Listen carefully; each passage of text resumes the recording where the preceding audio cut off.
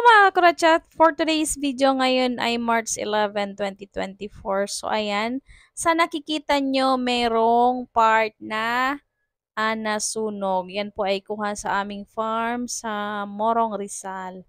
So kasi kahapon daw po merong dyan sa katabing lupa sa bandang kaliwa, merong nakabili dyan ng lupa na I think naglilinis din ata sila dun sa part na yun, dun sa bandang baba. Naglilinis sila and nagsunog ng damo. Then eventually yung apoy ay gumapang. So andyan, umabot siya dyan sa may taas namin. So thank God na lang at di siya umabot sa may baboy.